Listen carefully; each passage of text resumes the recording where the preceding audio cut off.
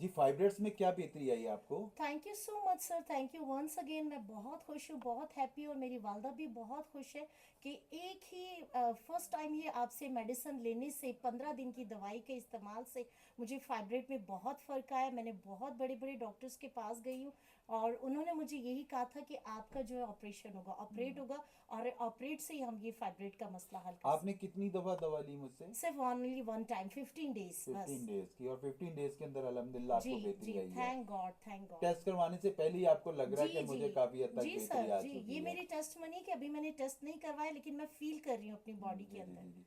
आप लोगों को क्या मैसेज देना चाहेंगे? सर मैं लोगों को यही, नौजवान बेटियों को यही मैसेज देना चाहूँगी कि प्लीज़ आप हेजिटेट ना हो, आप लोग शर्माए नहीं, घिचकिचाए नहीं, आप सर के पास आएँ और हर्बल में अपना इलाज करवाएं, क्योंकि मैंने, मेरा ये पर्सनली एक्सपीरियंस रहा है कि डॉक्टर्स जो है ना, वो सिवाय आपको मेडिसिन के अलावा और ऑपरेशन के अलावा और कोई हल नहीं बताते। बेशक बेशक, और मेरी कोशिश होती है कि हर्बल एक पॉपुलर और कामयाब इलाज है, और यकीन करें बगैर किसी साइड इफेक्ट के, बगैर किसी नुकसान के पेशेंट्स अपने आप को रिकवर कर लेते हैं। आप इस नुस्खे को घर पे बना के भी इस्तेमाल कर सकते हैं। इससे इंशाल्लाह ताला आपकी फाइब्रेट्स का मसला फौरी तौर पर ख़त्म होगा। अगर कोई दिक्कत परेशानी है तो आप अपने भाई से मशवरा कर सकते हैं। इन्होंने तो प्रॉपरली अपना इलाज करवा रही हैं। जो लोग, ऐसी खवातीन हैं खाने के उनके पास पैसे नहीं होते, बेचारी इलाज कहाँ से करवाएंगे? आपके साथ कोई दिक्कत है, पहले तो आप इस नुस्खे को बना के इस्तेमाल करें। अगर फिर भी आपका मसला रहता है तो आप अपने भाई से मशवरा कर सकते हैं, अपनी रिपोर्ट शेयर कर सकते हैं। लेना कि आप लोगों ने